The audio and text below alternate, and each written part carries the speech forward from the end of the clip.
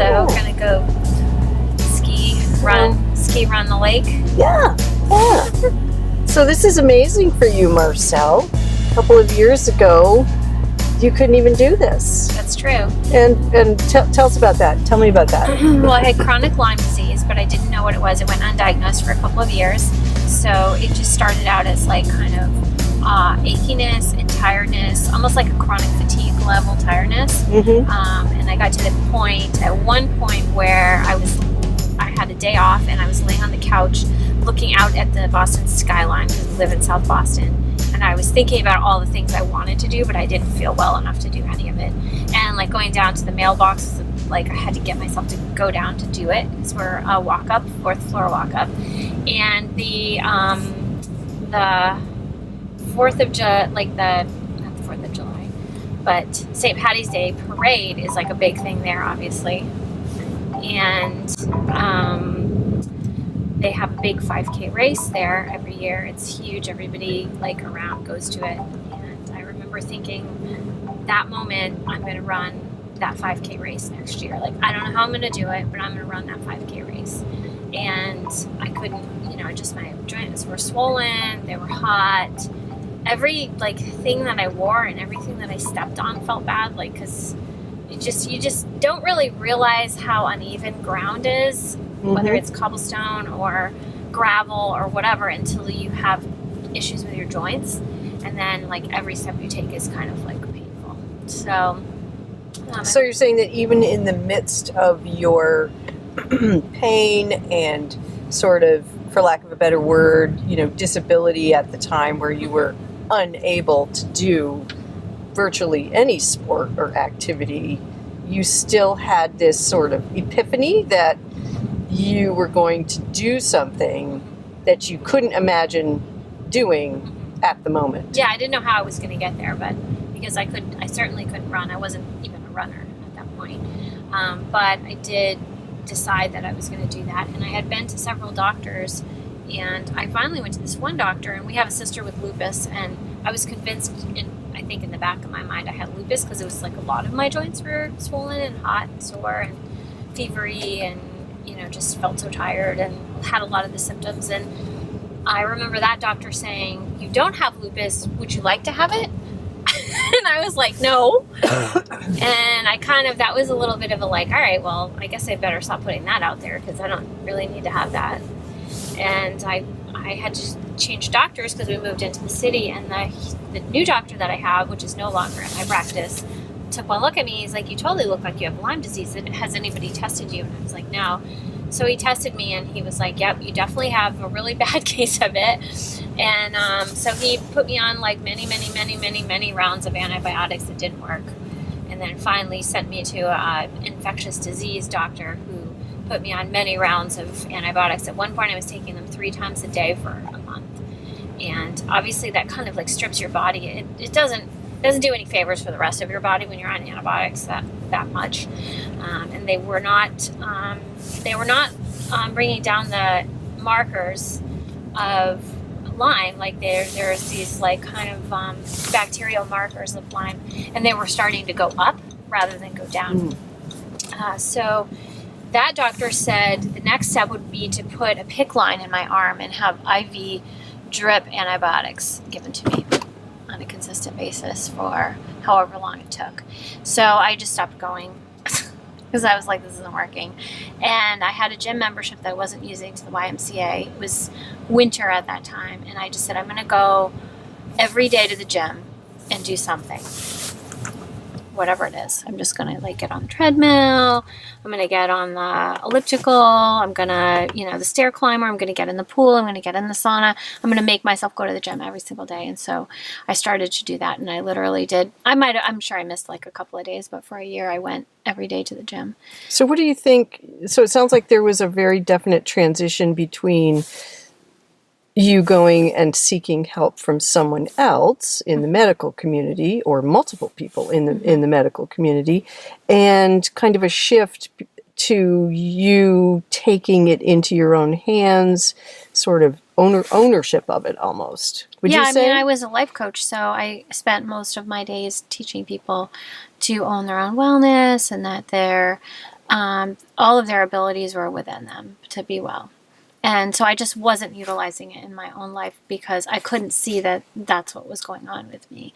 And also, I mean, the connection to the gym for me was that I had noticed on the few times that I had exercised heavily that I felt better. My joints felt better. And that was the one time that they did. Nothing else really helped.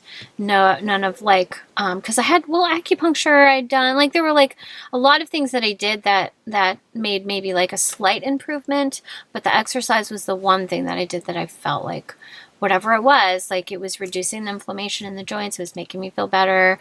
That movement and getting out there and that was definitely helping. So you felt encouraged. Did it start to build confidence in your own ability to kind of keep seeking answers and solutions to this problem? Yeah, it did, but it did take a while, like a long time. And as in days, months, weeks, years. Years. But it had been years coming on. And so then it's kind of simultaneously, my husband started to get healthy too and doing a similar thing for himself. And he started running and started booking us races. And so it wasn't something that I liked or that I wanted to do, but to kind of be supportive of him, I started to do it with him, the running. And that I noticed the best improvement in my joints, which was totally counterintuitive to me. Like, why would running help hot, inflamed joints?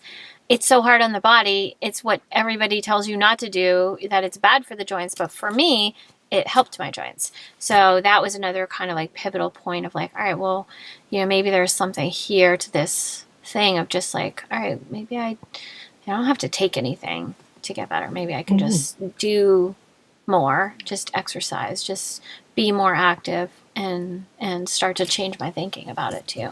And so now you're probably 2 years out from that time? I would say I'm probably 4 years out from that initial time that I'm talking about. Yeah. Okay. And where are you at now with your fitness, your joint health, and goals that you have moving forward for your body and your wellness? Well, I run all the time now. I run like half marathons. I just did the Spartan Trifecta last year, which is, not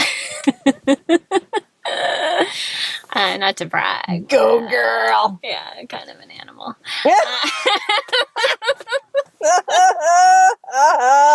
No, I mean, my joints don't hurt at all. I don't even feel them. Ooh, that feels miraculous. Not at all. And that, I would say, within the last maybe 8 months. There was a time last year where we were running a lot. My joints were significantly improved, and I was trying to do trail running. And because that called upon me to have like a completely different set of strengths in my foot and my ankle, that was very frustrating for me because I thought oh my God, I'd come so far and I was doing so much better. And I remember at one of the trail races, like bawling in the middle of it because I was so discouraged that, oh my gosh, how am I not better? How are my joints still bothering me after this amount of time? But it was just something that I hadn't tried yet. I hadn't done that. I hadn't tried to use my muscles in that sort of way. And so I went to PT for about 4 weeks and I was like, oh, I can do this. This is something. So instead of taking that as a setback and making you stop, you actually eventually, when you dried your tears, saw it as an opportunity for more growth and more strength and sort of moved toward it and indeed conquered it. And so where are you at now? We're down at a frozen lake here in Vermont, and you have some special shoes on your feet that will make it so that you can actually run on the ice safely. Yep. And get your run in. It's below zero. It's very cold, but still, that's not going to stop you. So what is your current goal? Where are you at now? So my current goal is I would like to win in my age category, and I plan to this year. In a win in what? In a race.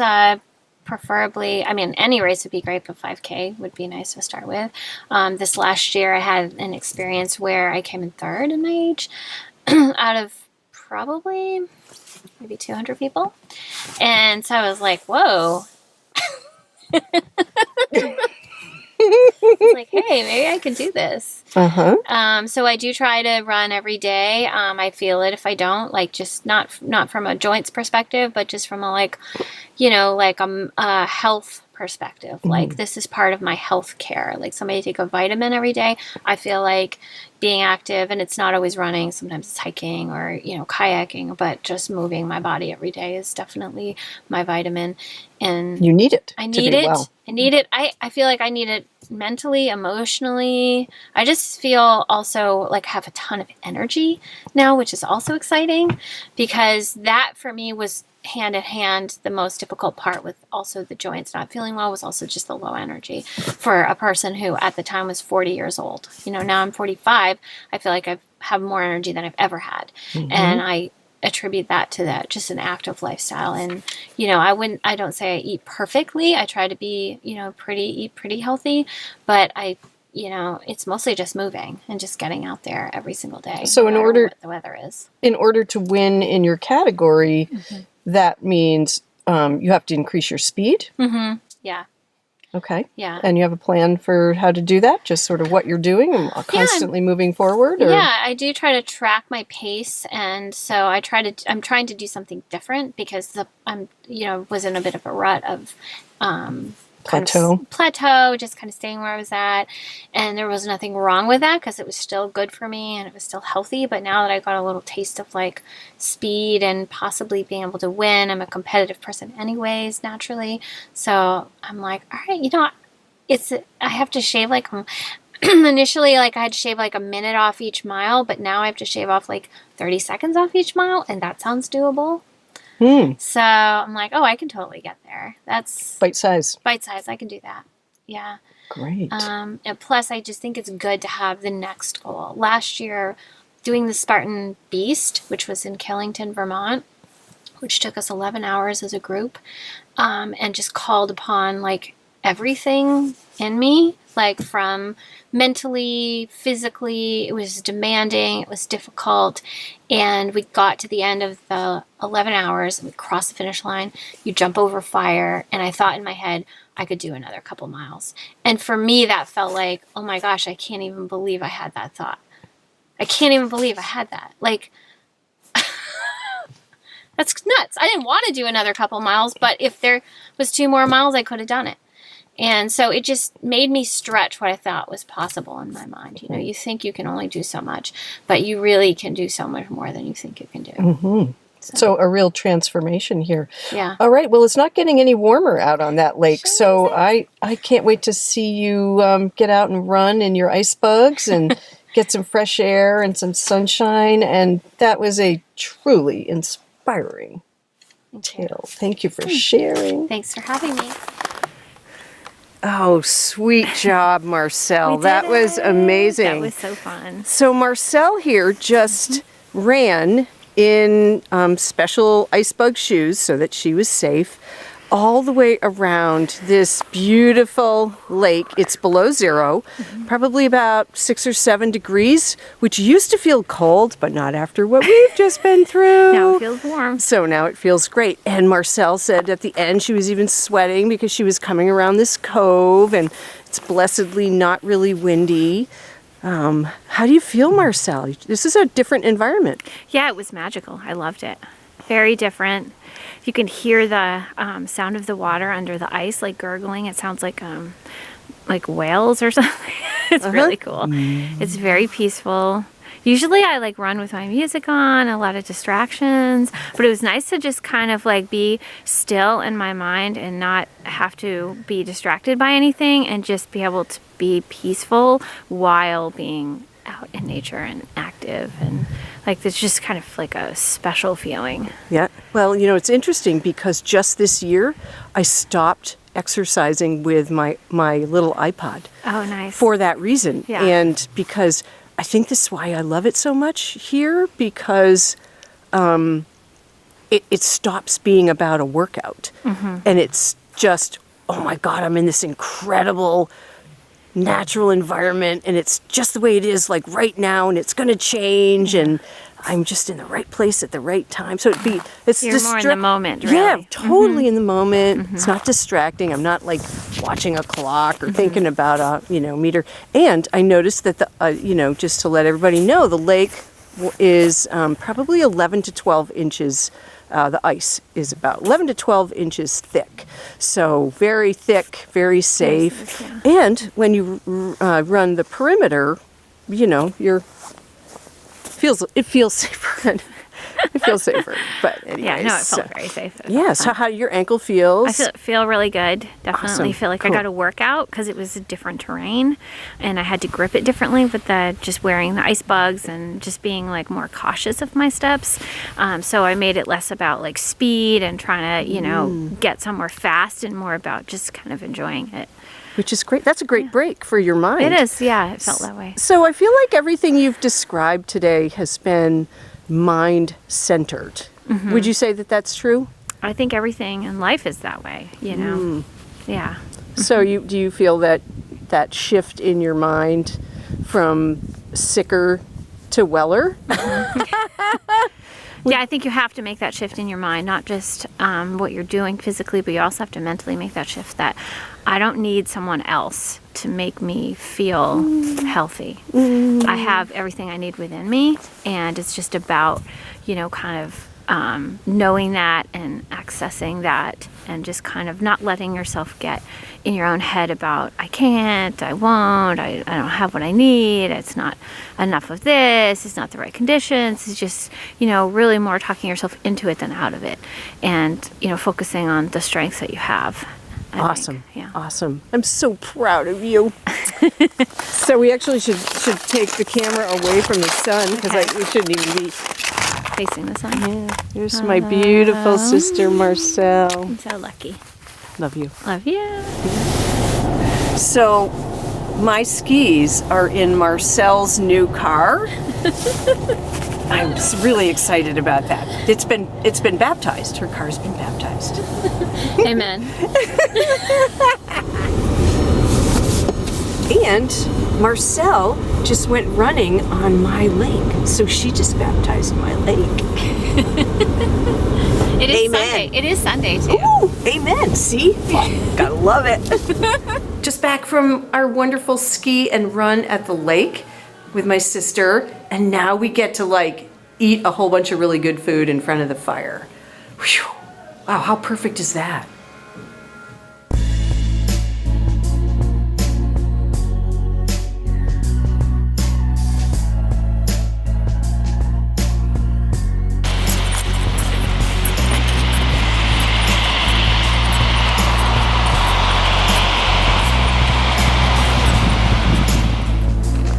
Hi. I want to show you what I'm playing on today.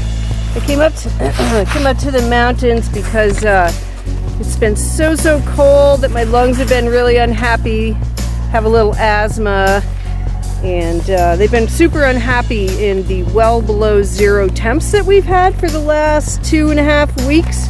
And so today I'm coming up into our beautiful mountains to stretch my lungs. And the best way that I know how to do that is to get on my telemark skis, which a telemark ski has a free heel binding. So much like a cross-country ski, you can kind of walk while you're in the ski.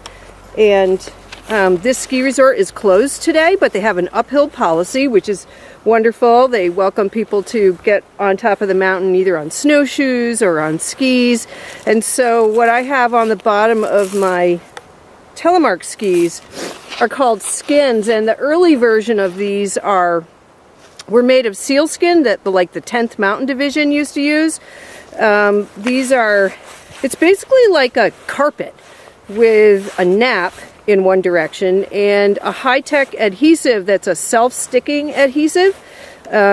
So it doesn't leave any residue on the bottom of your ski, and you just apply it to the whole bottom of your ski. So when it's on, it's inside the metal edges from the tip to the tail. And when you get to the top of the mountain, you peel it off, fold it in half, and it will stick against itself, which is a bear in really cold weather to get undone, by the way. And then throw it in my backpack and ski down, and that allows me to kind of go anywhere on the mountain that I want. Sideways, through the woods, up and down. It's very freeing way to ski. And because the mountain's closed today, I've only seen a couple of other people, some on snowshoes, one on carrying a snowboard, people getting out and enjoying the mountain today. So it's really beautiful. It's snowing. I just took a layer off because it's above zero for the first time, and I'm going to do a little bit of snow yoga where I just put my skis on and do some informal yoga stretches, and it just sort of keeps things supple and moving. And my plan is to go to the top, and then I get one blessed run down. So maybe I'll see you at the top if the battery holds on the camera. So I'm hiking up this mountain today on skis with skins on them, because today I'm practicing stretching my lungs. So shift your mind, shift your lungs is my sort of mantra today. And so I've had like asthma for about 21 years. And ever since the beginning of it, I've had this feeling that taking medication for it was not the best route for me. But that keeping my lungs as natural and as stretched as possible was the best route. And it really has worked for me. So the shifting of the mind is like, normally when something hurts, you pull in. It's a very inward thing to be ill or sick or, something like that. And so I have really tried to practice shifting my mind to like flip that around, see it from another perspective, which is, a lot of things are kind of counterintuitive, I know, but, to keep it stretched, I have to kind of keep using them, right? And so for me, going uphill is the best way to use them. And I sort of had an image in my mind of like my lungs being like a rubber band, and that if that rubber band sits in the dark and never gets used, it gets dry rot. Notice how anything that has dry rot is, something that's just not been used, and so petroleum or whatever's in it just sort of leaches out and it gets really dry and crackly. Well, that's the way I think of my lungs. Like if I don't use them and I just try to pile something into them to make them not hurt, then I'm kind of creating a rubber band headed toward dry rot. And so that's why I'm going uphill. And using them, sort of like it's a slow, I don't have anything to prove to anybody, so it's slow. If I don't make it to the top, I don't make it to the top, but that's my goal, to make it to the top. And it's snowing, and it's like a real winter day, snowing beautifully, but above zero, and really great. Hi. So I didn't make it to the top today, because Mother Nature is always in charge. And but when I started off, my lungs felt super tight, and my shoulder blades hurt and everything. And really quickly, they started to loosen up. So I feel excited about that. But they're starting to get tired now. I'm near the top, but not at it. And as I gain in elevation, it's getting icier underneath the snow. And it's late in the day, so it's also getting darker. So, live to play another day. So I'm back. I don't know if my little hose here froze up. Yep, it did. Oh, thanks for coming along on this lung stretching journey with me. It was so great to be out today. I'm so excited. Every time sometimes you can feel a little scared about like doing something that seems counterintuitive, like, oh, my lungs hurt, I should stay indoors and take care of them. But if I shift the way I think with that, and I go with my wild voice, my intuition, I never fail. It never goes wrong. So my lungs feel great. was out for hours in this beautiful winter day, and I'm really excited that I'm staying healthy and strong, and it's like such a confidence booster too. It's like, yeah, you got this.